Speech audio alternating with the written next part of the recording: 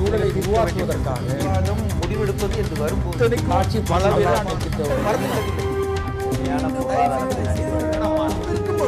எதிர்த்து பேசிட்டு வணக்கம். நேர்வட பேசு நிகழ்ச்சிக்கு உங்களை அன்போடு வரவேற்கிறோம்.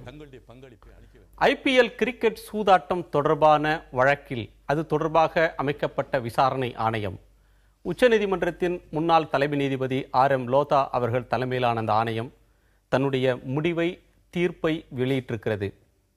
தண்டனை என்று 2 நபர்களுக்கு, குருநாத் மெய்யப்பன், குந்த்ரா ஆகியோர் வாழ்நாள் முழுவதும் கிரிக்கெட் தொடர்புடைய பணிகளில் ஈடுபடக்கூடாது என்று தடை விதிக்கப்பட்டிருக்கிறது. அது 2 தனி நபர்களை சார்ந்தது. ஆனால் சென்னை சூப்பர் கிங்ஸ் மற்றும் ராஜஸ்தான் ராயல்ஸ் என்ற 2 அணிகள் 2 ஆண்டுகளுக்கு தடை விதிக்கப்பட்டிருக்கிறது விளையாட்டில் பங்கேற்பதற்கு. இது ரசிகர்களுக்கு பெரும் ஏமாற்றத்தை தந்திருக்கிறது என்று சொல்லக்கூடியவர்கள் உண்டு. இருவர் செய்த தவறுக்கு ஒரு அணிக்கே தண்டனையா என்ற கேள்வியும் எழுகிறது. நீதிபதி லோதா கிரிக்கெட் ஊழல் என்பதை ஒரு மிகப்பெரிய பிரச்சனையாக, கிரிக்கெட்டினுடைய ஆன்மாவை அழிக்கக்கூடிய ஒன்றாக இருக்கிறது. எனவே கடும் தண்டனையின் மூலமாகவேனும் இந்த கிரிக்கெட்டை, அதன் தூய்மையை நிலைநாட்ட வேண்டியது அவசியமாகிறது என்று சொல்லியிருக்கிறார். இந்த தண்டனை என்பது கிரிக்கெட் ஊழலை அப்புறப்படுத்துமா அல்லது கண்துடைப்பாக முடியுமா? நம்மோடு இந்த அமர்வில் கிரிக்கெட் வர்ணனையாளர், விமர்சகர் திரு அப்துல் ஜப்பார், எழுத்தாளர் கவிஞர் திரு மனுஷபுத்திரன், பத்திரிகையாளர் திரு K வெங்கட்ரமணன், கிரிக்கெட் வீராங்கனை சாரதா, விளையாட்டு விமர்சகர் ராம உடையப்பன் ஆகியோர். வணக்கம். திரு ஜப்பார், இந்த தீர்ப்பை, இந்த முடிவை நீங்க எப்படி பார்க்குறீங்க? மணிக்கண்ணு, இது ஒரு தீர்ப்பு அல்ல. முத்கலும் கூட பரிந்துரை தான் செய்தார். நீதிமன்றம், உச்ச நீதிமன்றம் கேள்விகள் தான் கேட்டு தீர்ப்பு என்று சொல்லவில்லை. உச்சநீதிமன்றம் என்ன தண்டனை வழங்கலாம் என்று சொல்லுங்கள் சொன்னது.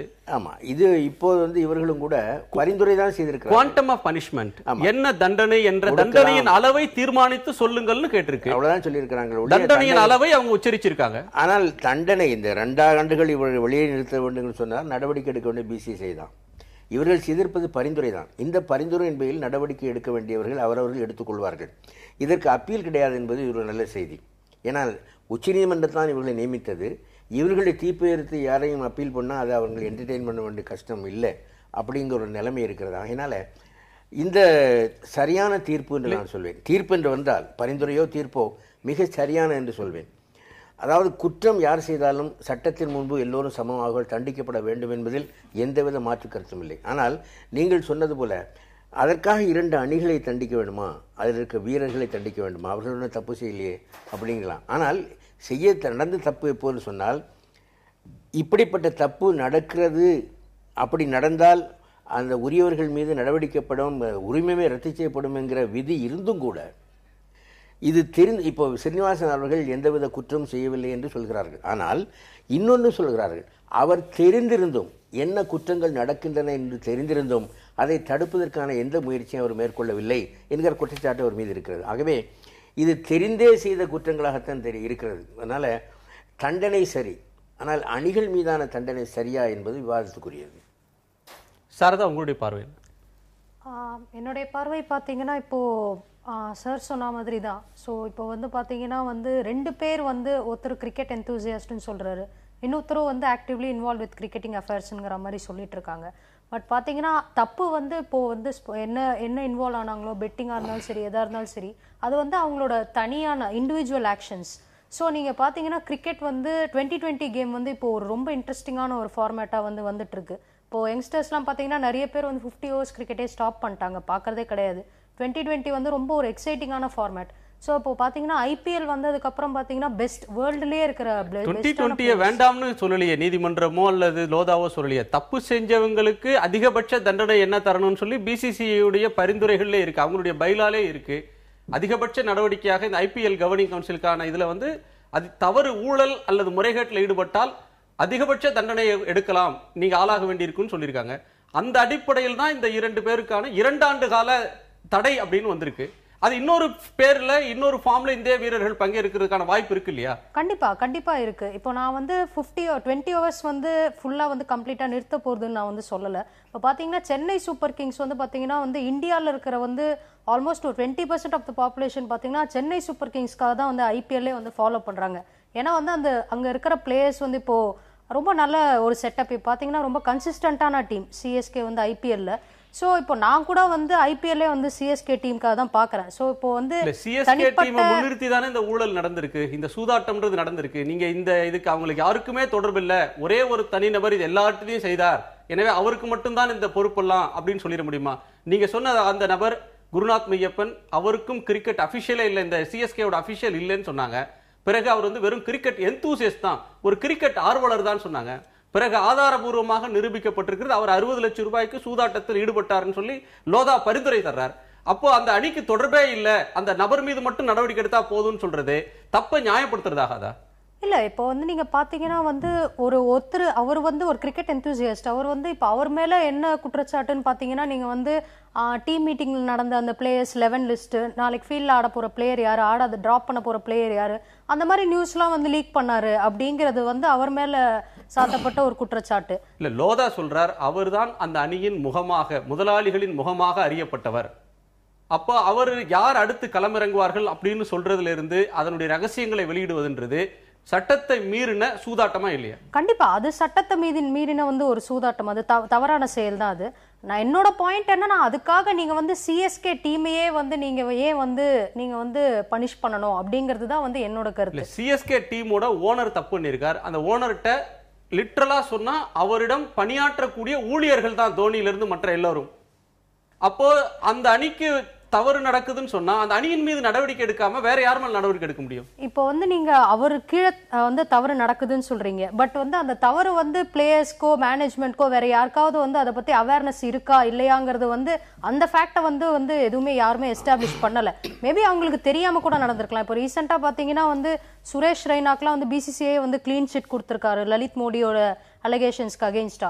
ஸோ இப்போ டீமுக்கு தெரியாத ஒரு விஷயத்த வந்து அவர் வந்து இந்த மாதிரி அவர் மட்டுமே தனிப்பட்ட முறையில் இன்வால்வ் பண்ணியிருக்காரு, பெட்டிங்ல இன்வால்வ் ஆனாலும் அதுக்கு வந்து ஒரு டீம் எப்படி நீங்க வந்து ரெஸ்பான்சிபிளா சொல்லுவீங்க அப்படின்னு நான் சொல்றேன். வெங்கட்ரமணன், விளையாட்டு வீரர்களுக்கு இதுல தொடர்பு இல்லை, இதனால் அவங்கள தண்டிச்சது மாதிரி இது ஆகுமே அப்படின்ற ஒரு கவலையை வெளிப்படுத்துறாங்க. கவாஸ்கர் கூட வேறொரு வார்த்தைகள்ல சொல்றார், தோனி இல்லாத கிரிக்கெட்டை ஐபிஎல்ல நினைச்சு பாக்குறதுக்கே கஷ்டமா இருக்குதுன்னு சொல்றாரு. அதே மாதிரியான பார்வை தான் உங்களுக்குமா? இல்ல மாறுபடுறீங்களா?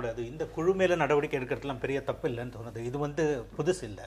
அதாவது சர்வதேச அளவில் எப்போ இல்லை இந்த மாதிரி குற்றச்சாட்டுகள் எழும்போதெல்லாம் ஒரு முழு விசாரணையின் அடிப்படையில் வந்து சில நபர்கள் மீது அவங்களால குற்றம் நிரூபிக்க முடியும்னு சொல்ல முடியும்.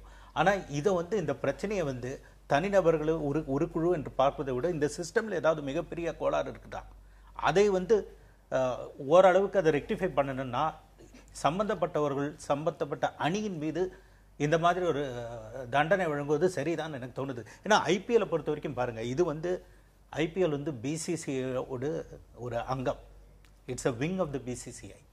அது வந்து கிரிக்கெட் சம்பந்தப்பட்ட எல்லா சட்டத்திட்டத்துக்கும் உட்பட்டதுன்னு எழுதி வச்சிருக்காங்க. அதாவது பிசிசிஐ பொறுத்த வரைக்கும் அவங்களுக்குன்னு ஒரு ரெகுலேஷன்ஸ், இந்த ஐபிஎல் ஆட்டத்துக்கான ரெகுலேஷன்ஸ். இதை தவிர சர்வதேச அளவில் கிரிக்கெட் கவுன்சில் வச்சிருக்கிற ஆன்டி கரப்ஷன் கோடுன்னு ஒன்று இருக்குது. அந்த கோடு முழுமையாக இந்த ஐபிஎல் நடத்தும் போட்டிகளுக்கு பொருந்தும்னு ஒரு சரத்து இருக்குது.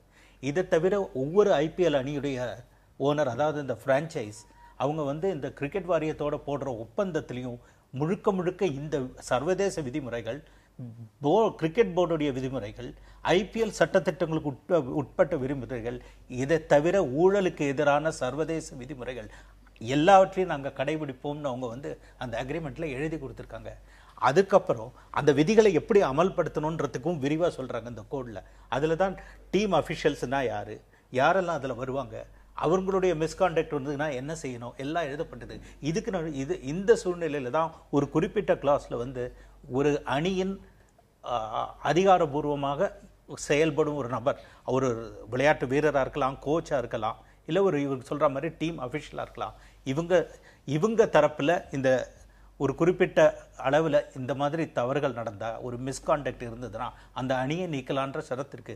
இவ்வளவு இருக்கும்போது இந்த அணிகளுக்குன்னு ஒரு பொறுப்பு இருக்கு. அதனால இந்த தனிநபர்களுக்கும் அணிகளுக்கும் இருக்கிற வித்தியாசம் வந்து எனக்கு தெரியல. இது வந்து இட்ஸ் சப்ஸ்டான்ஷியல் அஃபேர். இல்ல, இந்த நடவடிக்கை சாரதா எழுப்பின கேள்வியிலிருந்தே கேட்கலாம். அதாவது அணியின் மீதான நடவடிக்கை நியாயம்தான், தப்பு பண்ணிருந்தா நடவடிக்கை எடுக்கலாம்.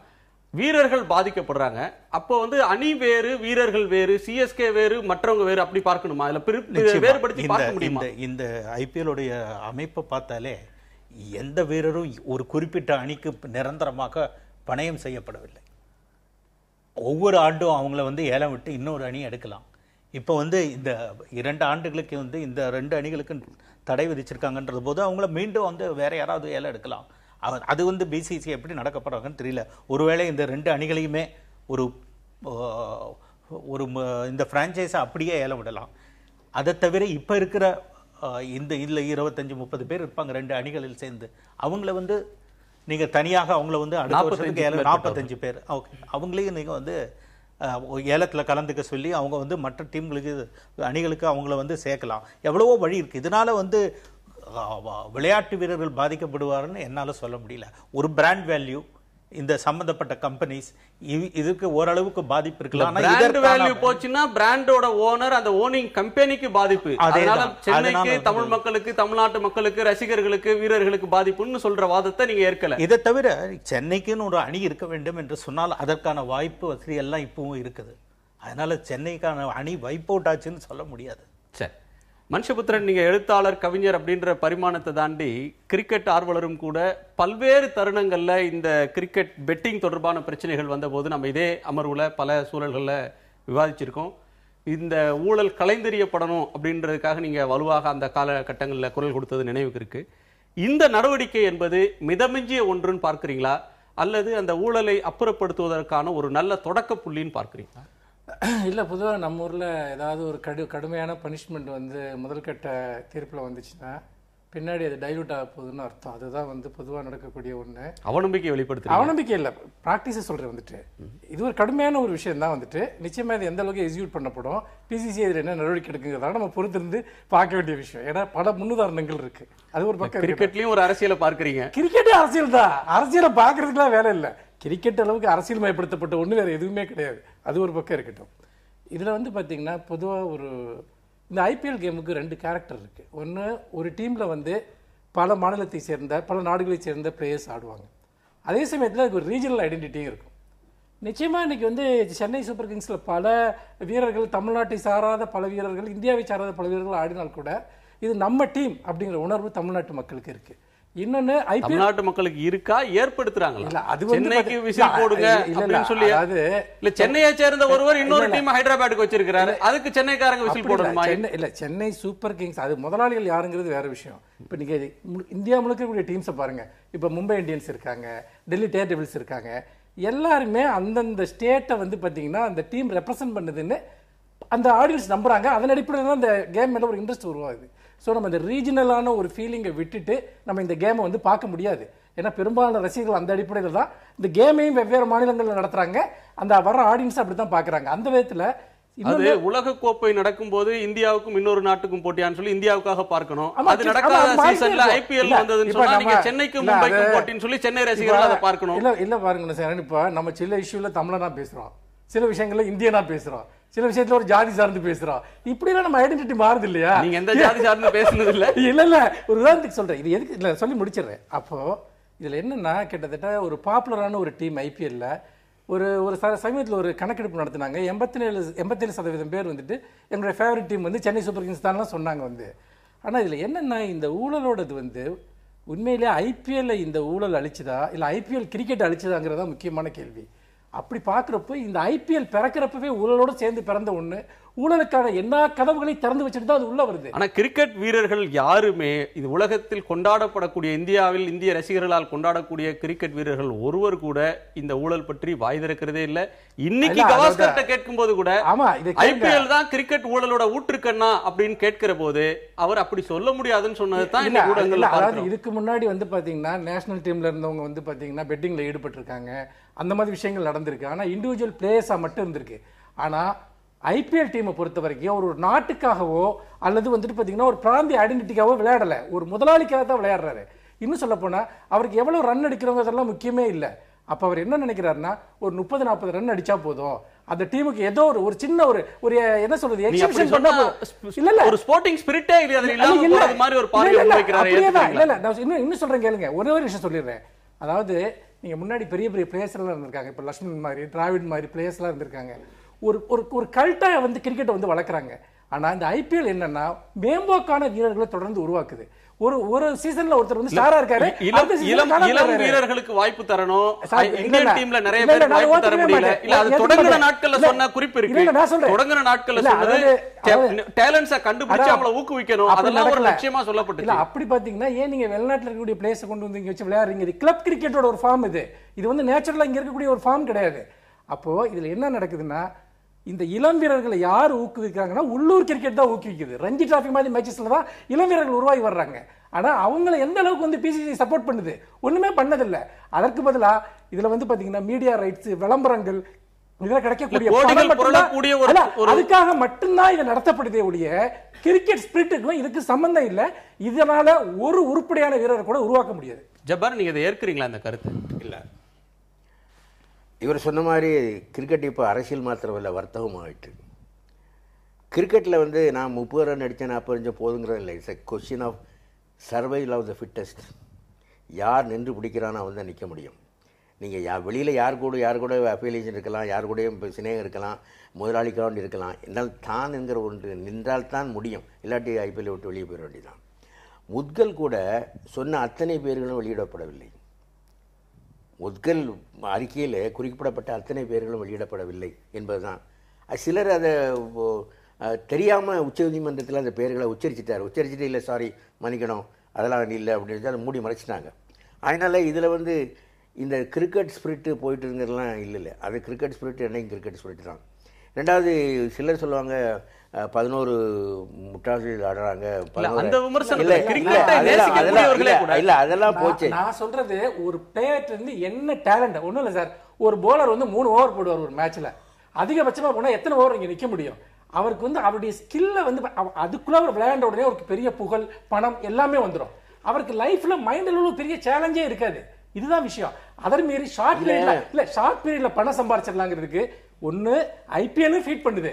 இன்னொரு சமயத்துல இந்த மாதிரி நின்று விளையாடினால்தான் விலை போக முடியும்ன்ற ஒரு நிலைமை அதுக்குள்ளே இருக்குல்ல, சேர்ந்தே இருக்குல்ல. என்ன நினைக்கிறாங்கன்னா ஒரு ஷார்ட் பீரியட்ல வந்து இந்த பணத்தை ஐபிஎல்ல சம்பாதிக்கலாம்னு நினைக்கிறாங்க. அதையும் மீறி இருக்கிறதுக்குள்ளார இந்த மாதிரி ஊழல்கள்ல ஈடுபட்டு பெட்டிங்ல, ஸ்பாட் ஃபிக்சிங், மேட்ச் ஃபிக்சிங்ல எல்லாம் ஈடுபட்டு மேற்கொண்டு பணம் சம்பாதிக்கலாம். ஒண்ணு இல்ல ஸ்வீப்பிங்கா சொல்றீங்களான்னு தோணுது. ஓவர்ல நோ பால் போட்டா வந்து பாத்தீங்கன்னா உங்களுக்கு வந்து 20 லட்சம் ரூபாய் கொடுப்பேன், 30 லட்சம் ரூபாய் கொடுக்குறீங்களா? இது என்ன ஸ்வீப்பிங் ஸ்டேட்மெண்டா? இதெல்லாம் இந்த விசாரணையில வந்தது. ஜப்பார் குறிப்பிட்டீங்க. இல்ல, இதெல்லாம் நடந்தது உண்மை. சிலருக்கு கருப்பாடுகள் இருக்கவே செய்கிறார்கள். நான் என்ன சொல்றேன்னா 3 பேர் ராஜஸ்தான் ராயல்ல வீரர்கள் கைது செய்யப்பட்டார்கள், தண்டிக்கப்பட்டார்கள். ஆனால் அந்த அணியை அவங்க இடைநீக்கம் செய்யவில்லை. அதுபோல் சென்னை சூப்பர் கிங்ஸ் செய்த தவறு என்னவென்று சொன்னால், இந்த யாராவது குற்றம் செய்தவர்கள் இருந்தால் அணியுடைய உரிமம் ரத்து செய்யப்படும் என்று இருந்தும் கூட இவர்கள் தெரிந்தும் நடவடிக்கை எடுக்காதான் குற்றம். நடவடிக்கை எடுத்திருந்தால் இந்த பிரச்சனையே வந்திருக்காது, இந்த வழக்கு விசாரணை ஒன்றுமே வந்திருக்காது. இவங்க நடவடிக்கை எடுக்கலை, தெரிந்திருந்தும் நடவடிக்கை எடுக்கலை. இப்படி தப்பிடலாம். இவங்க சொன்ன மாதிரி தான். இப்போ என்ன, இது ஒரு தண்டனையே இல்லை, இது ஒரு தண்டனை இல்லை. 2 வருஷம் கிரிக்கெட் விளையாடு, கிரிக்கெட் விளையாட்டு வேறு இந்த மடம் போனால் சந்தை மடம்னு சொல்கிற மாதிரி இது வந்து வாழை விட்டுட்டு தும்ப பிடிக்கிற கதை தான். இவர் சொன்ன மாதிரி நாளடைவில் மாய்ந்து மறைந்தும் போகக்கூடிய வாய்ப்பு இருக்கிறது. இது வந்து தண்டனையே அல்ல. இது you must hit where it hurts. எங்கே அடித்தா நோகுமோ அங்கே அடிக்கணும். அது அந்த இதை இந்த லோதா செய்திருக்கிறாரான்னு எனக்கு சொல்ல முடியல. அதாவது நீங்கள் இன்னொரு விஷயம் சொல்றேன். அப்ப தண்டனை என்பது இந்த 2 ஆண்டு கால தடை அப்படின்றது வந்து ஒரு மேம்போக்கான தண்டனையா தான் நீங்க பாக்குறீங்க. துடைப்பு என்ன செய்ய போறீங்க நீங்க? 2 வருஷம் அந்த ஆளு வெளிநாட்டு போய் சுத்திட்டு வந்தாலும் வரலாம். ராஜ்குந்தரா லண்டன்லயே செட்டில் போயிடலாம். என்ன செய்ய போறீங்க? என்ன பாதிப்பு அவருக்கு ஏற்பட போகுது சொல்லுங்க? ஒரு பாதிப்பு குருநாத் மையப்பனுக்கோ ராஜ்குந்தராவுக்கோ இந்த தண்டனை மூலம் என்ன சூதாட்டத்துக்கான கிரிமினல் வழக்கு ஐபிசி சிஆர்பிசியின் கீழ் நடக்கிற வழக்குகள்ல லோதா தலையிடல, அது தனியாக நடக்கும். அது அப்போ பார்த்தான் தெரியுது, அப்போதான் தெரியும் அது டிட்டரண்ட், அதாவது பனிஷ்மெண்ட் வந்து அச்சுறுத்தும் ஒண்ணா இருக்குமா அல்லது முதுகு தடை கொடுக்குற ஒண்ணமா இருக்குன்னு அப்போதான் தெரியும். இப்போ இது வந்து தண்டனையே அல்ல என்று நான் நினைக்கிறேன். இதற்கான முக்கியமான இன்னொன்று சொல்றேன். இது எல்லாத்துக்கும் மூல காரணம், இது எல்லாத்துக்கும் மூலம் பிசிசி இந்த நாட்டின் செல்ல பிள்ளையாக இருக்கிறது. அதற்கு வருமான வரி கிடையாது, அது இறக்குமதி செய்யும் உபகரணங்களுக்கு சுங்கவரி கிடையாது. தகவல் அறியும் சட்ட வரம்புக்குள்ளே அது வராது. அப்படி பல விஷயங்கள் அதுல இருக்கு. அது அக்கௌண்டபிள் ஆக்கணும்னு சொல்லி பல தருணங்கள்ல இந்த ஊழலே ஜாஸ்தி. ஆர்டிஐ வந்து விட்டாலே எல்லாம் கிளீன் ஆகும். கிடையாது.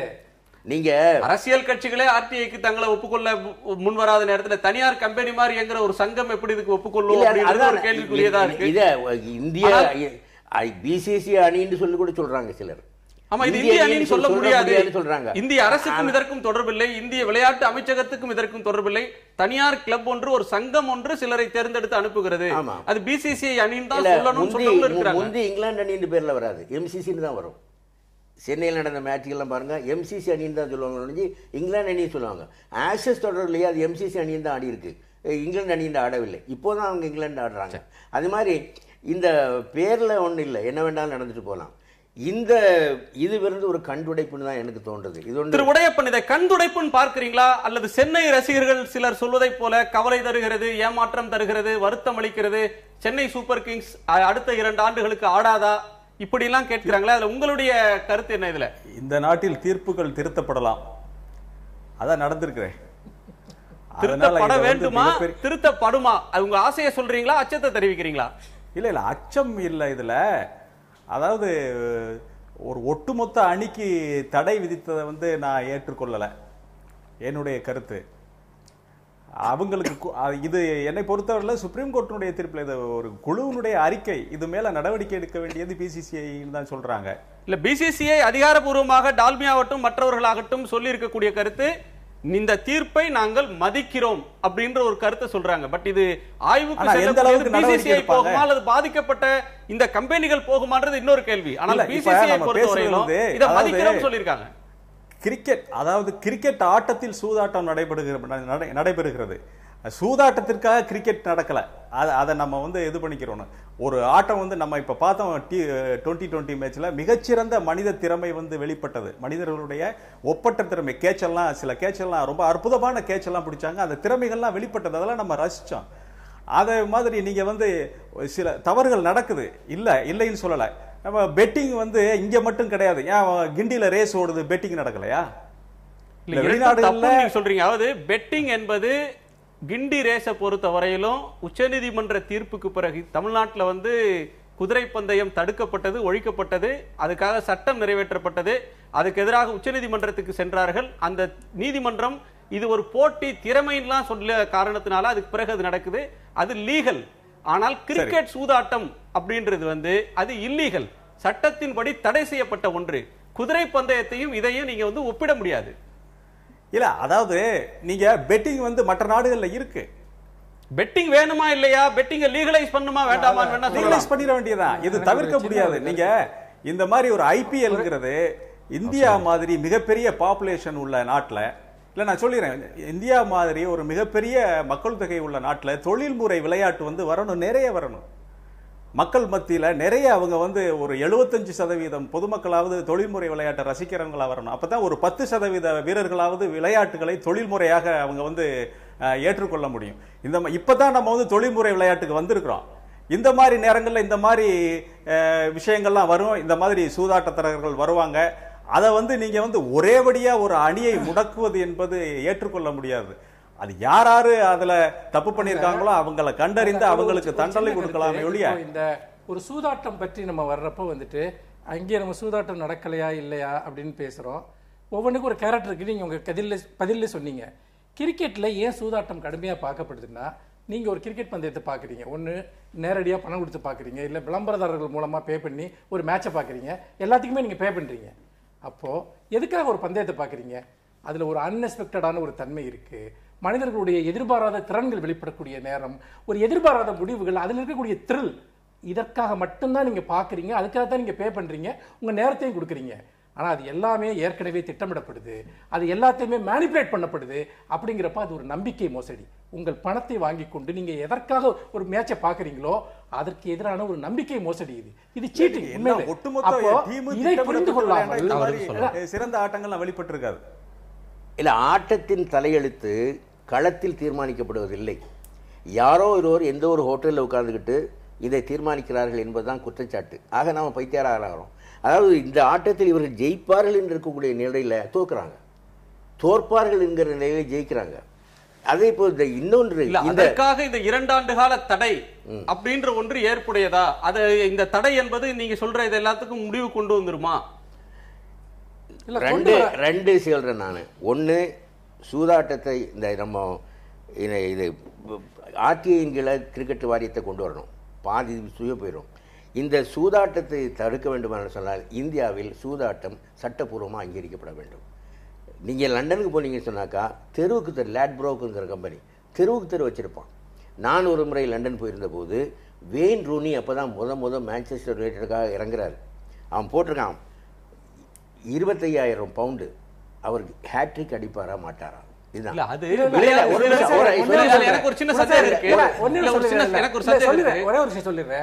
சூதாட்டத்தை அங்கீகரிக்கலாம். இப்ப நம்ம 2 பேரும் பெட்டு கட்டலாம். அதாவது வந்து இந்த மேட்ச்ல வந்துட்டு தோனி வந்து 50 ரன் அடிப்பாரா 100 ரன் அடிப்பாரா நம்ம பெட்டு கட்டலாம், அதன் அடிப்படையில் போகலாம். ஆனா நம்ம 2 பேரும் போயிட்டு ஒருத்த மூலமா வந்து அந்த பிளேயருக்கு பணம் கொடுத்து நான் பெட்டு கட்டிருக்கேன் நீ அதனால தோத்துருன்னு சொல்றது இருக்கு இல்லையா, இங்க ஆரம்பிக்குது. அது தப்பு. இதுதான் பிரச்சனை. இப்போ இல்ல அது பிரச்சனையே அதுதான். ஒரு பரிமாணம் இருக்கு. சொல்லி முடிச்சிடுறேன். 10 பவுன் கட்டினா 25,000 பவுண்டு கட்டிங்களா? நான் எனக்கு கட்டுறதுக்கு ஒரு ஆசை, என்னால் சூதாட்டத்து மீது எனக்கு விருப்பம் இல்லாதனால கட்டலை. ஹேட்ரிக் அடித்தார் சார், மறுநாள் 2 பேர் பட்டிருந்தான் 12,500 பவுண்டு. ஆக ஃபர்ஸ்ட் டைம் வின்னர்னு ஒருத்தருக்காங்க, ஃபர்ஸ்ட் டைம் லக்கின்னு சொல்லுவாங்க சூதாட்டத்தில் போனால் அப்புறம் திரும்ப முடியாது. அதனால் நான் என்ன சொல்கிறேன், கொஞ்சம் தைரியம், கொஞ்சம் துணிச்சல் வேணும். நீங்கள் இந்த சூதாட்டத்தை சட்டபூர்வமாக்கி பாருங்க. எல்லா சட்டபூர்வமா ஆக்கினா கூட அதன் அடிப்படையில் வந்து ஒருத்தர் மேட்சை மேனிபுலேட் பண்ண முடியுமா, பிளேயரை மேனிபுலேட் பண்ண முடியுமா? பண்ணினால் குற்றமா இல்லையா? இது முக்கியமான கேள்வி. இல்ல அந்த கம்பெனிக்காரங்களே சூதாட்டத்தில் ஈடுபடலாமா? யார் இந்த டீம் வச்சிருக்காங்களோ அந்த கம்பெனிக்காரங்களே சூதாட்டத்தில் ஈடுபடலாமா? அந்த பிரச்சனைகள் இருக்கு, நம்ம விவாதிக்கலாம். இல்ல முக்கியமா விடை காண வேண்டியது சிஎஸ்கேன்ற பெயர் தொடருமா தொடராதா? அந்த வீரர்கள் மட்டும், இந்த 45 வீரர்கள் மட்டும் ஏலத்தில் விடப்படுவார்களா அல்லது எல்லோரும் ஏலத்துக்கு வருவார்களா? இது மாதிரி நிறைய, இதுதான் இறுதி தீர்ப்பா? இதற்கு அப்பாலும் மேல்முறையீடுகள் இருக்கின்றனவா? இது மாற்றப்படுமா? திரு வெங்கட்ரமணன், 2 ஆண்டுகளுக்கு தடை 2 அணிகளுக்கு. இந்தியா சிமெண்ட்ஸ் அப்படின்ற நிறுவனம் உரிமையாளராக இருக்கிற சென்னை சூப்பர் கிங்ஸ், இன்னொன்று ராஜஸ்தான் ராயல்ஸ். இந்த அணிகளுக்கு இவங்க இந்த நிறுவனத்தின் மீதான தடை என்பது அந்த புதிதாக ஒருவர் இந்த அணியை எடுக்கிறதுக்கு வாய்ப்பு இருக்கா? அப்படி இது போய் முடியுமா? அல்லது இந்த பெயர்களை அப்படியே அவங்க எடுத்தாலும் சென்னை சூப்பர் கிங்ஸ் அப்படின்ற பெயரிலேயே அவங்க இயங்க முடியுமா? இதுதான் இறுதி தீர்ப்பு அப்படின்னு நம்ம சொல்ல முடியுமா? இறுதி முடிவுன்னு சொல்ல முடியுமா? ஆமாம், ஒவ்வொன்றா பார்க்கலாம். முதலாவது இப்போ வந்து நீங்கள் கொஞ்ச நேரத்துக்கு முன்னாடி சொன்னாலும் உச்சநீதிமன்றமே இது வந்து அவங்க ஃபைண்டிங்ஸ் கொடுத்துட்டாங்க. இவர்கள் இந்த தவறு செய்தார்கள்ன்றத முடிவாக சொல்லிட்டாங்க. தண்டனை மட்டும் என்னன்னு சொல்கிறதுக்காக 3 முன்னாள் நீதிபதிகள் கொண்ட குழுவை வச்சு இப்போ ஃபிக்ஸ் பண்ணிட்டாங்க. அதனால் இதுக்கு மேலே அப்பீல் வந்து ஒரு அதிகம் ஸ்கோப் இல்லைன்னு தான் நான் சொல்லுவேன். எனக்கு தெரிஞ்ச வரைக்கும் இதை அப்படியே கன்ஃபார்ம் பண்ணிவிடுவாங்க. ரெண்டாவது வந்து இப்போ பிசிசிஐ பொறுத்த வரைக்கும் அவங்களுக்கு 2-3 ஆப்ஷன்ஸ் இருக்குது. ஒன்று வந்து இந்த 2 ஃப்ரான்ச்சைஸியும் புதுதாக ஏலம் விடணும். அப்போ வந்து அவங்க வேறு நிறுவனங்கள் கையில் இது போச்சுன்னா அவங்க வந்து இதே பெயரை பயன்படுத்த முடியுமான்னு தெரியாது. ஏன்னா இப்போ அதுக்கு இந்தியா சிமெண்ட்ஸும் இப்போ இருக்கிற அந்த ஜெய்ப்பூர் இந்தியா பிரைவேட் லிமிடெட்ன்ற கம்பெனியும் அவங்க அதுக்கு எதிர்ப்பு தெரிவிக்கலாம். ஆனால் அதே மாதிரி அவங்க தங்களுடைய நிறுவனத்துடைய பிராண்டுக்கு ஏற்ற மாதிரி அவங்க பேரையும் மாற்றலாம். உதாரணத்துக்கு வந்து டெக்கன் கிரானிக்கல் இருந்தபோது டெக்கன் சார்ஜர்ஸ்னு பேர் வச்சாங்க. சன் குழுமம் எடுத்த போது அதை சன்ரைசர்ஸ் ஹைதராபாத்னு பேர் வச்சாங்க. அதுபோல் அவங்க குழுவுக்கு ஏற்ற மாதிரி மாற்றலாம். ஆனால் இதில் இருக்கிற சிக்கல் என்னென்னா, ஒரு ஃப்ரான்ச்சைஸை வந்து அவங்க ஏலம் எடுத்தால் 2 ஆண்டுகளுக்காக தற்காலிகமாக அவங்க எடுப்பாங்களா? 2 ஆண்டுகளில் அவங்க வந்து அவங்களுடைய பிராண்ட் பேரை நிறுவனம் அதற்கான அவங்க ஒரு லாபம் ஈட்ட வேண்டும். இது வந்து 2 வருஷத்துல முடியுமான்னு தெரியாது. 2 வருஷத்துல மீண்டும் இந்தியா சிமெண்ட்ஸ் எலிஜிபிள் ஆகும்போது அவங்கள்ட்ட திருப்பி கொடுப்பேன்ற ஒரு நிபந்தனையில யாரும் எடுப்பாங்களா, எடுக்க முன் வருவார்களான்றது ஒரு கேள்வி. அதாவது அவங்க எடுத்தாலும் அந்த பெயர் நிலைக்குமான்னு சொல்ல முடியாது. அவங்களுக்கு 2 ஆண்டுகள்ல அவங்க விட்டு கொடுக்க முடியுமா, அதற்கான வாய்ப்பு இருக்கா அப்படின்னு. இப்போ வேற என்னன்னா, இந்த 2 ஆண்டுகளுக்கு சென்னை மற்றும் ராஜஸ்தானுக்கு அணி இல்லாமல் வேறு ஏதாவது டீமை வந்து உள்ளே கொண்டு வரதுக்கான வாய்ப்பு இருக்குது. அதுக்கப்புறம் இவங்களை வந்து மீண்டும் இதை 10 அணி இல்லை 8 அணி இல்லை 12 அணி அப்படி கொண்ட ஒரு இந்த போட்டியா மாற்றலாம். 2 ஆண்டுகளுக்கு சென்னை அணி அப்படி இல்லைன்னு சொன்னா ரசிகர்கள், சென்னை ரசிகர்கள் பெருத்த ஏமாற்றத்திற்கு ஆளாவார்கள் அப்படின்ற பார்வையை சாரதா முன்வைக்கிறாங்களே. நிச்சயமா இருக்கும் அது. இப்போ என்னன்னா உலக அளவில் எப்படின்னா ஒவ்வொரு ஊருக்கும் லோக்கல் டீம்ஸ்னு ஒன்று வந்துடுது. இது வந்து ஃபுட்பாலில், கிரிக்கெட்டில், பேஸ்பால், பாஸ்கெட் பால் எல்லாத்துலேயும் இருக்கும். ஆனால் அந்த அணிகளை பொறுத்த வரைக்கும் அதுக்கான லோக்கல் கேரக்டர் கிடையாது. உள்ளூர் ஆட்களை கொண்டு இது உருவாக்கப்படும் அணிகள் அல்ல. உள்ளூர்காரங்க பேரில் வேறு யாரோ நடத்துகிற அணி, அதில் வந்து உலகத்தில் யார் வேணாமான்னு பங்கு உள்ளான்ற மாதிரி ஒரு நிலைமை வந்துடுது. ஆனால் ஏதோ ஒரு காரணத்துக்காக அவர் சொன்ன மாதிரி ஒரு பிராந்திய பார்வைக்காக, ஒரு பற்றுதலுக்காக மக்கள் எல்லாம் சேர்ந்து இது எங்க ஊர் பிராந்திய பார்வையில ஒரு வணிகம் இருக்கு. ஒரு வணிகம் பிராந்திய பார்வையில ஒரு வணிகம் இருக்கு. அந்த வணிகம் இதை வந்து டிரைவ் பண்ற ஒரு அம்சமாவும் இருக்குது. இவ்வளவு சூதாட்டம், இவ்வளவு புகார்கள் அப்படின்னதுக்கு பிறகு ரசிகர்கள் இந்த விளையாட்டை பார்க்கிற போது ஐபிஎல் கிரிக்கெட் அதே த்ரில்லோட பார்ப்பாங்களா, இல்ல இதுல ஒரு சூதாட்டம் நடந்திருக்கு அப்படின்ற ஒரு சந்தேக கண் கொண்டு தான் பார்ப்பாங்களா? இப்போ பார்த்தீங்கன்னா இது வரைக்கும் ஐபிஎல் 2020 கிரிக்கெட்டுங்கிறது ஃபர்ஸ்ட் சீசன்ல இருந்த அந்த ஆர்வத்தோட இப்போ எல்லாரும் அதே மாதிரி பார்க்குறாங்கிறது 100% ஷியூராக சொல்ல முடியாது. ஏன்னா இப்போ ஃபர்ஸ்ட் 3 சீசன் பார்த்தீங்கன்னா அது ஒரு ரொம்ப நல்லா போயிட்டு இருந்துச்சு. அதுக்கப்புறம் தான் இந்த மெதுவாக அந்த பெட்டிங் அலிகேஷன்ஸ் அதெல்லாம் ஸ்டார்ட் ஆச்சு. ஸோ அதில் பார்த்தீங்கன்னா ஒரு செக்ஷன் ஆஃப் ஆடியன்ஸ் என்ன சொல்லிட்டு கிரிக்கெட் ஃபுல்லாக ஐபிஎல்லே ஃபுல்லாக ஃபிக்ஸிங் தான். ஸோ அதனால அதில் ஒரு செக்ஷன் ஆஃப் ஆடியன்ஸ் வித்ட்ரா பண்ண ஆரம்பிச்சிட்டாங்க. ஸோ அதனால இப்போ ஃபர்ஸ்ட் சீசனுக்கும் இப்போக்கும் பார்த்தீங்கன்னா நீங்கள் ஆடியன்ஸ் லெவல் கம்மியாக தான் இருக்குது. ப்ளஸ் நான் முன்னாடியே சொல்லியிருந்த மாதிரி சென்னை சூப்பர் கிங்ஸுங்கிறது ஐபிஎல் ஒரு பெரிய ஃபோர்ஸ். அது மட்டும் இல்லை, ராஜஸ்தான் ராயல்ஸும் ரொம்ப ஒரு நல்ல கன்சிஸ்டன்டான டீம் தான். இப்போது சென்னை சூப்பர் கிங்ஸ் பார்த்தீங்கன்னா தமிழ்நாடு பிளேயர்ஸ் நிறைய பேர் ஆடுறாங்க. இப்போ பார்த்தீங்கன்னா ரவிச்சந்திரன் அஸ்வின் ஒரு ஸ்டார். ஃபர்ஸ்ட் அவர் சென்னை சூப்பர் கிங்ஸ் ஆடினதுக்கு அப்புறம் தான் அவர் இந்தியன் டீமில் ரெக்கக்னைஸ் பண்ணி இப்போ வேர்ல்ட்லேயே one of the best of ஸ்பின்னர்ஸாக இருக்காரு. ஸோ அந்த பற்று அப்படிங்கிறது கண்டிப்பாக இப்போ நம்ம ஊர்க்காரர் ஒருத்தர் அந்த அளவில் பர்ஃபார்ம் பண்ணுறாரு அப்படிங்கிற பற்று கண்டிப்பாக ஒவ்வொரு தமிழ்நாட்டு பிளேயருக்கும் இருக்கும். அதுவே சென்னை சூப்பர் கிங்ஸ் அந்த டீம் மேலே இருக்கிற அஃபினிட்டியை இன்னும் இன்க்ரீஸ் பண்ணுது கண்டிப்பாக. இப்போ வேற யாராவது எடுத்தாலோ இந்த டீம் வேற யாராவது அக்வயர் பண்ணாங்க, இல்லை ஃப்ரெஷ்ஷான ஆப்ஷன் வந்தது அப்படின்னு பார்த்தீங்கன்னா சேம் டீம் ரீட்டைன் பண்ணுறது ரொம்ப கஷ்டம். இப்போ பார்த்தீங்கன்னா சென்னை சூப்பர் கிங்ஸ்க்கு ஒரு பக்கா காம்பினேஷன் இருக்குது. இப்போ பார்த்தீங்கன்னா மெக்குலம் அண்ட் ஸ்மித் எடுத்து batting plus bowling fielding Dwayne Bravo இருக்காரு, தோனி. இதுக்கு மேலே ஒரு ஸ்ட்ராங்கரான டீம் ஐபிஎல்ல கிடையவே கிடையாது. ப்ளஸ் வேர்ல்ட்லேயும் இதை விட ஒரு ஸ்ட்ராங்கரான டீம் இந்த பேலன்ஸ்ட் டீம் இருக்க முடியுமா அப்படிங்கிறது கண்டிப்பாக சொல்லவே முடியாது. ரொம்ப ரேர் இந்த மாதிரி ஒரு காம்பினேஷன். ஸோ இது ரசிகர்களுக்கு பார்த்தீங்கன்னா பெரிய ஒரு ஏமாற்றம் தான். ஏன்னா அதே ஒரு காம்பினேஷனோட இதே டீம் கண்டிப்பாக ஆடவே ஆடாது. அதனால நீங்கள் ஃபேன் பேஸ் ரொம்ப கம்மியாகும். ஸோ இப்போ ரசிகர்கள் அந்த அளவு சென்னை சூப்பர் கிங்ஸ் டெர்மினேட் ஆனதுனால கண்டிப்பாக ஒரு செக்ஷன் ஆஃப் ஆடியன்ஸ் இதை பார்க்க ஸ்டாப் பண்ணிடுவாங்க அப்படின்னு நான் ஃபீல் பண்ணுறேன். ஐபிஎல் பொழிவிழந்து போயிடும் சென்னை இல்லைன்னா அப்படின்றது மாதிரி ஒரு பார்வையை முன்வைக்கிறாங்க. கிரிக்கெட் என்ன நெகட்டிவ் இது வந்தாலும் 10 ஆண்டுகள் 20 ஆண்டுகளுக்கு முன்னாடியிலேருந்து அந்த சூதாட்ட புகார்கள் வந்தாலும், நீங்கள் ஐபிஎல் வருவதற்கு முன்னால் வந்த சூதாட்ட புகார், அசாருதீன் காலத்து புகார் வந்த நாள்லேருந்து இந்த எதிர்பிரச்சாரம் ஒன்று நடக்குது. இந்த சூதாட்டம்ன்றது ஒன்று இருக்கு, இதுல திரைமறைவுல நிறைய நடக்குது அப்படின்னு சொன்னாலும் மக்கள் அதை பார்க்கிற அந்த மோகம்ன்றது குன்றாம இருக்கிறது மாதிரியே இருக்கு. அப்ப எது அதை வச்சிருக்கு இந்த புகார்களுக்கு மேல? இல்ல கண்டிப்பா, அதாவது இது ஒரு நல்ல கேள்வி. இப்போ நீங்க ஒரு இந்தியா டீம்ல பாத்தீங்கன்னா இப்போ அசாருதீன் மேல, ஜடேஜா மேல, இப்படி பல பிளேயர்ஸ் மேல எல்லாம் இந்த மாதிரி சூதாட்ட புகார்கள் அவங்களுக்கு வாழ்நாள் தடையெல்லாம் விதிக்கப்பட்டது.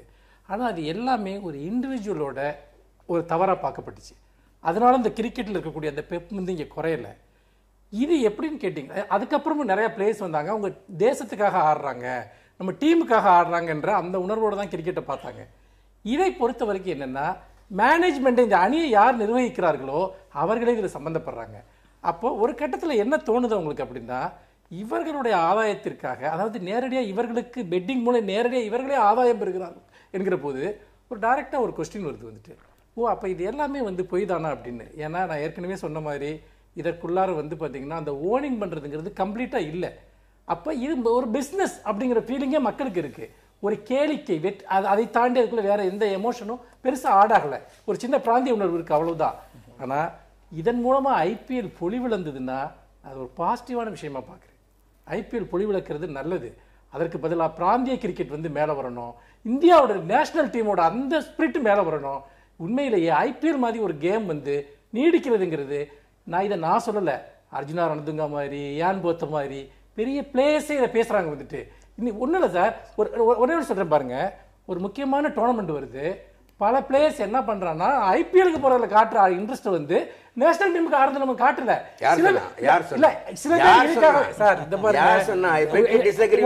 ஒண்ணுமே இல்ல, இங்கிலாந்துக்கார பாதியில போயிடுவான், இங்கிலாந்துக்கார பாதியில போயிடுவான், ஸ்ரீலங்காக்கார பாதியில போயிடுவான், வெஸ்ட் இண்டீஸ்கார பாதியில போயிடுவான். யார சொல்றீங்க? எந்த அணியில இருந்து நேஷனல் ஃபீலிங் இல்லாம இருந்தா? ஒரு விஷயம் புரிஞ்சுங்க. இப்ப வந்து பாத்தீங்கன்னா ஸ்ரீலங்கன் போலர் இருக்காரு இல்லையா, இவரு மலிகா, அவர் வந்து பாத்தீங்கன்னா ஐபிஎல் ஆடணுங்கிறதுக்காக வந்து நேஷனல் டீம்ல ஆட மாட்டேன்றாரு. அதே மாதிரி பல நாட்டு பிளேயர்ஸ் வந்துட்டு விளையாடி கொண்டே இருக்கிறார்கள். அவங்க வந்து விளையாட்டை குறைக்கணும் அப்படின்ற பார்வையை கபில் தேவ் மாதிரியான ஒரு மூத்த கிரிக்கெட் ஆர்வலர்கள், விளையாட்டு வீரர்கள் சொல்றதையும் நம்ம பார்க்கிறோம். அந்த குற்றச்சாட்டுல உண்மை இல்லைன்னு நம்ம சொல்லிடுறோம். இன்னும் சொல்லி முடிச்சிடுறேன். இவங்க இப்படி இதுலயே ஆடிட்டு இருக்கிறதுனால ஏகப்பட்ட இன்ஜுரி ப்ராப்ளம்ஸ் வந்துட்டு அதை மறைச்சிட்டு ஆடுறாங்க. ஒரு ஐபிஎல் சீசன் இன்னொரு இடத்துக்கு கொண்டு போறோம். ஐபிஎல் சீசன்ல வந்து பாத்தீங்கன்னா ஐபிஎல் சீசன்ல ஆடிட்டு போய் நேஷனல் டீமுக்கு ஆடுறப்போ அன்ஃபிட்டா போய் ஆடுறான் வந்துட்டு. இவங்க வந்து திறமையை வளர்க்குதுன்னு சொல்றாங்க இல்லையா, உண்மையிலேயே இவங்களுக்கு இதுல கிடைக்கிற பணத்தை கிரிக்கெட் மேல ஐபிஎல்லில் திறமை காட்டியவர்கள் இந்திய டீமுக்கு எடுக்கப்பட மாட்டார்கள். It's a policy. ரஞ்சி டிராபில, தேவதா டிராபில ஆகியவற்றில் ஒளிவிடுவர்கள் தான். இப்ப பாருங்களேன், எத்தனை பேரு சுரேஷ் ஐயரை கொண்டு போனாங்களா? இல்ல. பாண்டியாவை கொண்டு போனாங்களா? இல்ல. சந்தீப் சிங்கை கொண்டு போனாங்களா? இல்ல. சவாலை கொண்டு போனாங்களா? இல்ல. யாரையும் கொண்டு போகல. அவ்வளவு பேரும் ஜொலிச்சான். அதை விட ஒரு சொப்லாங்கி டீம் தான் சொல்லணும். ஏன்னா அத்தனை பேரும் ஓய்வு கேட்டான். இவங்க வழியை அனுப்பி வச்சாங்க அங்க. அதனால இந்த தேசிய உணர்வு இல்லாதவங்க யாரும் கிடையாது. இங்கிலாந்து டீம் ஐபிஎல் வேண்டுமா வேண்டாமா? ஐபிஎல் தேசிய உணர்வு ஐபிஎல் சூதாட்டம் எந்த அளவுக்கு ஐபிஎல் கேரக்டரும் சூதாட்டமும் ஒன்னோட ஒண்ணு பிணைஞ்சது சார். சூதாட்டத்தை உண்டு பண்ணோம், இது இடைத்தரகர்களை கொண்டு வரும், அது எந்த சந்தேகமும் இல்ல. அதனால இந்த இஷ்யூவை பேச முடியாது. IPL no IPL, T20 will remain. அது கண்டிப்பா நிக்கத்தான் செய்யும், நிலைக்கத்தான் செய்யும். இங்கிலாந்துல ஒரு சர்வே நடத்தினாங்க. 16 முதல் 36 வயசு உள்ளவங்கள்ட்ட அப்பதான் இந்த T20 ரூபம் எடுக்குது. கேட்டீங்களா? இது கொண்டு வந்த நோக்கமே ஒலிம்பிக்கில் இது இடம்பெற செய்ய வேண்டும் என்பது. இது வந்த பிறகு இன்று உலகம் முழுவதும் முதல்ல காமன்வெல்த் கண்ட்ரிஸ் தான் போய் ஆடிக்கிட்டு இருந்தாங்க சார். இப்போ உலகம் முழுவதும் பரவி கொண்டிருக்கிறது. அடுத்த வேர்ல்ட் கப்பில் சீனா ஆடுவதற்கு தகுதி பெற்றால் ஆச்சரியப்படுவதற்கு ஒன்றுமில்லை. அந்த அளவுக்கு உலகம் பூரா கிரிக்கெட் பரவி கொண்டிருக்கிறது. அதுக்கு காரணம் இந்த T20 தான். நம்ம சகோதரி ஒத்துக்கொள்வாங்க, is a cricketer herself, I am not a cricketer, ஆனால் வர்ணனையாளர் தான். அதனால அது இது வந்து எடுத்தேன் கவிழ்த்து பேசக்கூடாது, பேசக்கூடாது. நீங்க உண்மையிலேயே இதை நான் சொல்லல. இதை வந்து பாத்தீங்கன்னா கிரிக்கெட் சம்பந்தமான பிளேயர்ஸ், இன்னும் பல ஆய்வாளர்கள் கிரிக்கெட்டினுடைய கேரக்டரையே இது கில் பண்ணிடுச்சு, இது வெறும் கேளிக்கை, இதுல ஸ்போர்ட்ஸ் ஒரு கேளிக்கை. ஐபிஎல் ஆடுறவனே சேர்ல எடுத்து ஆடுறான். உடையப்பன் குறுக்கிடுறாரு. இல்ல ஒரே ஒரு விஷயமா சொல்லிடுறேன். இது ஐபிஎல் வந்து கெட்டு போறதுக்கு என்ன காரணம் தெரியலையா? கட்டணம் மாத்திரமல்ல, இரவு மது விருந்துக்கும் சேர்ந்து 29,000 டிக்கெட் வித்த போது அன்னைக்கு ஐபிஎல் செத்துது. கேட்டிங்களா? அதனால் இந்த இதெல்லாம் additional value addition Lalit Modi கொண்டு வந்த கிறுக்குத்தனங்கள் இதெல்லாம். அதை கலைஞ்சிட்டு கூட நடத்தலாம். ஆனா கலைஞ்சுவதற்கு எத்தனை பேருக்கு யாருக்கு துணி வரல. லலித் மோடி இன்னைக்கு சொல்லியிருக்காரு, ஒரு சிறிய தண்டனையோட இவங்க எல்லாம் தப்பிச்சிட்டாங்களே அப்படின்ற கருத்தை அவர் ட்வீட் பண்ணிருக்காரு. இந்த தண்டனை அவருக்கான தண்டனைக்கு அவர் பதில் சொல்லல, அவர் மீதான குற்றச்சாட்டுக்கு பதில் சொல்லல. எல்லாத்தையுமே உருவாக்குனது ஐபிஎலோட இத்தனை கோளாறுகளை உருவாக்குனது அவர் சொல்றாரு. இந்த ரெண்டையுமே சொல்றாரு. அவர் வந்து they got away with lighter punishment, they should have been banned completely. நான் சொல்றேன் 2 ஆண்டுக்கு இல்ல, வாழ்நாள் தடை இந்த சிஎஸ்கே வந்திருக்கணும்னு சொல்றாரு. ஒரு நிமிஷம் உடையப்பன், அதாவது இந்த பிரச்சனை எல்லாமே இவர்களுக்கு நடக்கிற பிரச்சனை தான். இந்த ஊழல் வெளியே வர்றது, மறைக்கப்படுறது எல்லாமே லலித் மோடி மற்றவங்க பிரச்சனை தான் அது. உடையப்பன் குறுக்கிட்டீங்க. ஐபிஎலுக்கு கிடைத்த வரவேற்பு, அதை நான் பல பேர்கிட்டையும் என்னுடைய கருத்தை பகிர்ந்துக்கிறேன். ஒரு விளையாட்டை வந்து நம்ம வந்து அதை வந்து எதிரியா பார்க்க கூடாது. கிரிக்கெட்டை அது ஒரு வளர்ச்சி அடைஞ்சிருக்குது. அதை ஒரு கிரிக்கெட் இந்தியாவுக்கு எல்லா கேமும் எதிரியா தான் இருந்திருக்கு. ஐபிஎல் உடைய இந்தியாவுக்கு கிரிக்கெட் எதிரி யார் சொல்றாங்க? இல்ல இல்ல இந்த game நிறைய பேர் அடிச்சு பார்க்கறாங்க. கிரிக்கெட் ஒரு இன்டர்நேஷனல் டீம்ல ஒருத்த போய் 5 கோல் எனக்கு ஒரு 5 பைசா காசு தரேன்னு வந்து புலம்புறாங்க. பேப்பர்ல வந்திருக்கு 160வது இடத்துல இருக்கிற ஃபுட்பால் எவன் மறிக்க கோடி ரூபாய் இதுல வந்து பண்ணி ஊழல் பண்ணிட்டு இந்த கிரிக்கெட் வந்து எதிரியா பார்க்க எந்த ஸ்போர்ட்ஸ் இந்தியாவுல இருக்கக்கூடிய அத்தனை ஸ்போர்ட்ஸ் கிரிக்கெட். ஒரு நிமிஷம் உடையப்பன் பேசுறார், ஒரு நிமிஷம் உடையப்பன். அதாவது அத முன்னுதாரணமா வச்சுதான் தைரியமா இப்ப கால்பந்து நடத்துனாங்க. கால்பந்து அதுக்கு பிறகு கபடிக்கான லீக் வந்திருக்கு. இப்ப ஒவ்வொன்னா அதை பார்த்து தான் வருது. நம்ம நாட்டுல வந்து இளைஞர்களுக்கு அதிகம் வேலை வாய்ப்பு நிறைய வேண்டி இருக்குது. அதுக்கெல்லாம் வந்து தொழில்முறை விளையாட்டு எல்லா விளையாட்டுலயும் வரணும். மக்கள்கிட்ட வந்து அத்தனை விளையாட்டுகளையும் தொழில்முறையில கொண்டு போனா தான், தொழில்முறை வீரர்கள் உருவாகினா தான் நமக்கு திறமையான வீரர்கள் ஒலிம்பிக் போக முடியும் மற்ற இதுலையும். அதனால இதை வந்து கம்ப்ளீட்டா நீங்க வந்து ஐபிஎல்ல குற்றங்கள் நடக்குது, பிரச்சனைகள் இருக்குது, அதெல்லாம் களையப்படணும். அதுக்காக ஒரு ஒட்டுமொத்த அணிக்கே வந்து தண்டனை கொடுக்கிறது ஏற்றுக்கொள்ளப்பட முடியாது. தொடர்ந்து பேசலாம். பிசிசிஐ அப்படின்ற ஒரு அமைப்பு சர்வ வல்லமை படைத்த ஒரு அமைப்பாக எப்படி இருக்கு? அரசியல் சட்டம், அரசியல் பாராளுமன்றம், மற்ற நடவடிக்கைகள், மற்ற அதிகார வரம்பு பொருந்திய நபர்கள் அந்த சட்ட வரம்புக்கெல்லாம் மீறிய ஒன்றாக பிசிசிஐ எப்படி ஒரு தனி தீவாக தொடர்ந்து இருந்து கொண்டிருக்கிறது? இந்த பிசிசிஐ அமைப்பை ஆட்சிகள் மாறினாலும் கோடிகள் புரளக்கூடிய அதிகாரம் பொருந்திய அந்த அமைப்பை சில தனிநபர்கள் கட்சிகளை கடந்து எப்படி காப்பாற்றி வருகிறார்கள் என்பது ஆய்வுக்குரிய ஒரு கேள்வி. பெரிதும் எதிர்பார்க்கப்பட்ட ஒரு முடிவு. இதுல என்ன முடிவு வரப்போகுதுன்றது கிரிக்கெட் அந்த அணி சார்ந்தவர்கள் அப்பால ரசிகர்கள் ஆயிரக்கணக்கில் கோடிக்கணக்கில் எதிர்பார்த்தாங்கன்னு சொல்லலாம்.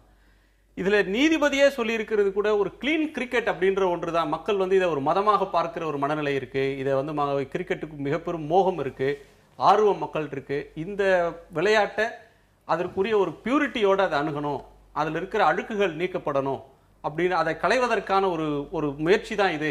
தண்டனை கடுமைனாலும் அதன் தேவை கருதி எடுத்தது அப்படின்னு சொல்றாரு. இந்த நடவடிக்கை என்பது ஒரு கிளீன் கிரிக்கெட்டை நோக்கி போகுமா? பிசிசிஐ கிளீன் அப் பண்றதுக்கு இது உதவுமா? கண்டிப்பா. இப்போ வந்து கிரிக்கெட் ஒரு கேம் பாத்தீங்கன்னா வந்து நீங்க சொன்ன மாதிரி இந்தியன்ஸ் வந்து கிரிக்கெட்னாலே பயங்கர ஒரு கிரேஸோட தான் பார்த்துட்டு இருக்காங்க. இப்போ நிறைய பேர் பாத்தீங்கன்னா வந்து இந்தியா கிரேஸ் வேணுமா வேண்டாமான்றது இன்னொரு விவாதத்துக்குரிய ஒரு பொருள். கண்டிப்பா. இப்போ வந்து அவர் சொன்ன மாதிரி வந்து கிரிக்கெட் வந்து ரொம்ப ஒரு இப்போ வந்து அடுத்த பால் என்ன நடக்கக்கூடும் அப்படிங்கிறது வந்து ஒரு தெரியாத ஒரு சுவாரஸ்யமான கேம் தான் அது. ஸோ ஒரு பாலால ஒரு ஓவரால மேட்சே சேஞ்ச் ஆகலாம். ஸோ இப்போ அந்த மாதிரி ஒரு சுச்சுவேஷன்ல வந்து பாத்தீங்கன்னா இப்போ நடக்கிற ஒன்றையும் வந்து பெட்டிங் மூலமா வந்து ஒரு ப்ரெடிக்ட் பண்ணியோ இல்லை சில பேருக்கு தெரிய வந்தோ இந்த மேட்சோட ரிசல்ட் ஸ்பாயில் ஆனால் வந்து பார்க்குற எண்ட் ரிசல்ட் பார்க்குற வந்து ரசிகர்களுக்கு வந்து கண்டிப்பாக அது ஒரு ஏமாற்றம் தரக்கூடிய ஒரு விஷயம்னு தான் நான் சொல்லுவேன். இப்போ பார்த்தீங்கன்னா தண்டனை கடுமையாக இருந்தாலுமே கண்டிப்பாக வந்து இப்போ பார்த்தீங்கன்னா பெட்டிங்கை வந்து ரெஸ்ட்ரிக்ட் பண்ணவோ கர்ப் பண்ணவோ வந்து இந்த டெசிஷன் உதவும் அப்படின்னு பார்த்தீங்கன்னா வந்து கண்டிப்பாக என்னை பொறுத்த வரைக்கும் இது ஒரு ஸ்ட்ரிஞ்சன்டான டெசிஷன் தான். இந்த அளவுக்கு நான் எதிர்பார்க்கல, பட் கொடுத்துருக்காங்க. பட் இது ஒரு வந்து ஃபியூச்சரில் வந்து பார்த்தீங்கன்னா பிசிசிஐ வந்து இன்னும் நிறைய இந்த ஆன்டி கரப்ஷன் ரூல்ஸ்லாம் பார்த்தீங்கன்னா நிறைய இதை பற்றி நிறைய எஜுகேட் பண்ணணும் பிளேயர்ஸ்க்கு. இப்போ ஒரு புக்கி வந்து ஒரு பிளேயரை வந்து அப்ரோச் பண்ணுறாரு அப்படின்னா அவங்க என்ன பண்ணணும் அப்படிங்கிற மாதிரி நிறைய ஒரு மெஷர்ஸ் எடுக்கணும்.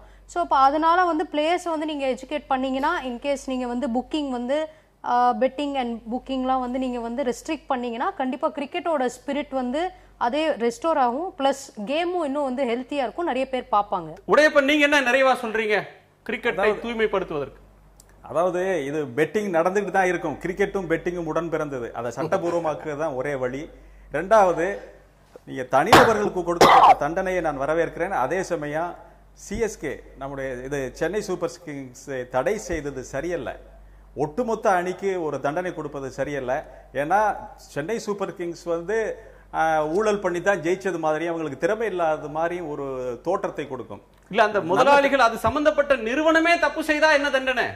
அது தண்டிக்க வேண்டாமா? நிறுவனத்தில் யார் நிறுவனம் அவங்கள தூக்கி வெளியே போடுங்க. அதுக்காக அணி மேல எதுக்கு இது பண்றாங்க? முழு அணியையும் தடை செய்யறதை ஏற்றுக்கொள்ள முடியாது. வெங்கட்ரமன், பொதுவாக ஒரு விஷயம் சொல்லணும். இப்போ நீங்கள் சொன்னீங்க வர்த்தகம் ஆயிடுச்சு, கேளிக்கை அதிகமாயிடுச்சு, விளையாட்டுன்ற தன்மை குறைஞ்சிருச்சுன்னுலாம் சொன்னாங்க. இதையெல்லாம் மீறி அந்த கேமுக்குன்னு ஒரு தனியாக அப்பீல் இருக்குது. இது வந்து மக்களும் ரசிகர்களும் புரிஞ்சுக்கிட்ட அளவுக்கு இந்த கிரிக்கெட் நிர்வாகம் புரிஞ்சு கொண்டதா? அதை வந்து ஒரு பகடைக்காயை பயன்படுத்தி அரசியல் செல்வாக்கு, பணபலம் இதெல்லாம் வந்து எதிர்பார்த்துட்டு இந்த ஒரு பண முதலைகள்லாம் இப்போ வந்து பெரிய அளவுல கிரிக்கெட்ல இறங்கியிருக்காங்க. அதுதான் இப்ப இருக்கிற பிரச்சனை. இல்ல அருண் இருக்கிறதுனால அருண் ஜேட்லி, சரத் பவார், லாலு பிரசாத் யாதவ், அமித்ஷா, வசுந்தரா ராஜே சிந்தியா, காங்கிரஸினுடைய ராஜீவ் சுக்லா இல்ல கட்சி வேறுபாடு கடந்து கட்சி தலைவர்கள்லாம் இந்த கிரிக்கெட்ல ஆர்வம் காட்டுறது அதுக்காக தான் கட்சி தலைவர்கள் வருவது மட்டும் இல்ல, அவர்கள் கூட அந்த அவங்களுக்குன்னு சில பிசினஸ் ஃப்ரெண்ட்ஸ் இருப்பாங்க, அவங்கெல்லாம் சேர்ந்து உள்ள நுழையறதுனால தான் இதுல வந்து ஒரு கடும் போட்டி வருது, முடிஞ்ச அளவுக்கு பணம் பண்ணன்ற ஒரு வெறி வருது. இதோடைய ஒரு தொடர்புடைய விஷயம்தான் இந்த பெட்டிங் எல்லாம். இந்த ட்ரெண்டை வந்து ஓரளவுக்கு தடுத்து நிறுத்தணும்னா இந்த மாதிரி கடுமையான நடவடிக்கை எடுக்கணும். இப்போ இருக்கிற கொஞ்ச நெஞ்ச தூய்மையை பாதுகாக்கிறதுக்காக மக்கள்கிட்டையும் நீதிமன்றத்துக்கிட்டையும் ஒரு விழிப்புணர்வு இருக்குது. இந்த பயத்திலேயாவது இன்னுமே இருக்கிற நிர்வாகங்கள் செயல்படுமான்னு பார்க்கணும். சுருக்கமா உங்க நிறைவு கருத்து. இந்த பிசிசியோட இப்போ இருக்கக்கூடிய இந்த நடைமுறைகள் செயல்பாடுகள் எல்லாமே ஒரு மிகப்பெரிய இருட்டரைட் இருக்கு. என்னை பொறுத்த வரைக்கும் இந்த அமைப்பு முழுக்க கலைச்சிட்டு ஒரு புது அமைப்பு உருவாக்கணும், புதிய விதிமுறைகளின் கீழே. இப்போ இருக்க அமைப்பு நிச்சயமாக தொடர்ச்சியாக ஊழல்களை அனுமதிக்கக்கூடிய, ஊழல்களுக்கு கதவு திறந்துவிடக்கூடிய ஒரு அமைப்பாக தான் இருக்கும். இதில் இருக்கக்கூடிய பிசினஸ் இன்ட்ரெஸ்ட்ங்கிறது நிச்சயமாக அது இது கேமுக்கு எதிரான ஒரு விஷயமா தான் போகும். இதற்கான பரிந்துரைகளை கொடுக்கணும்னு லோதா கமிட்டிக்கு அடுத்த இது இருக்குது, பணி இருக்குது, அதை அவங்க செய்ய போறாங்க. பிசிசிஐக்கு செயல்படுவது ஒரு பப்ளிக் ஃபங்க்ஷன் அந்த தீர்ப்பில் கூறியிருக்காங்க. அந்த பப்ளிக் ஃபங்க்ஷன் எப்படி இருக்கணுன்றதுக்கு ஏற்ற மாதிரி புதிய விதிமுறைகளை வகுப்பதற்கான பரிந்துரைகளையும் இந்த குழு கொடுக்கணும்னு உச்சநீதிமன்றம் சொல்லியிருக்குது. அதற்கான பணி இன்னும் நடந்துட்டு இருக்குது. உங்க கருத்து? நம்முடைய இது சோடா புட்டி வேகம். இன்றைக்கு நாளைக்கு இதை பற்றி பேசுவாங்க, 3ஆம் நாள் இது மறந்துடுவாங்க. அந்த நிலை மாற வேண்டும். நம் பொதுமக்கள் கண்களில் சிக்கினால் நம்மால் தப்பிக்கவே முடியாது என்கிற எண்ணம் விளையாட்டு வீரராக இருந்தாலும் சரி, நிர்வாகியாக இருந்தாலும் அவர்களுக்கு ஏற்பட வேண்டும். அந்த அளவுக்கு மக்களுடைய சக்தி அச்சுறுத்தும் வண்ணம் தலையெடுக்க வேண்டும், விழிப்புணர்வு ஏற்பட வேண்டும். இவர் சொன்ன மாதிரி பிசிசிஐ கலைக்கிறதுனாலையோ ஐபிஎல்ஐ நிப்பாட்டுறதுனாலையோ எதுவும் இது ஏற்பட போவதில்லை. இது இல்லாட்டி இது போல இன்னொன்று அடிப்படை வந்து சரியில்லை. இது வந்து இது இல்லாட்டி இன்னொன்று வரும். நான் இப்ப என்ன சொல்றேன், அப்படி சொல்ல முடியாது. இல்ல, சில தவறான அடிப்படைகள் மேல அந்த அமைப்பு உருவாக்கப்பட்டிருக்கு. சில விஷயங்கள் இப்போ பிசிசிக்கு தரப்பட்ட ஒரு ஆளதான் அது உருவாக்கும். இல்ல பிசிசி கொடுக்கப்பட்ட வரி சலுகைகள் நிறுத்தப்பட வேண்டும். சரிங்களா? அந்த நம்ம ஆர்டிஐயில், அதாவது தகவல் அறியும் சட்டத்தின் கொண்டு வரப்பட வேண்டும். இந்த ரெண்டையும் செய்தாலே மிகப்பெரிய மாற்றங்கள் வரும். மிக்க நன்றி உங்கள் ஐவரின் வருகைக்கும் கருத்து பகிர்வுக்கும். மீண்டும் சந்திப்போம். நன்றி, வணக்கம்.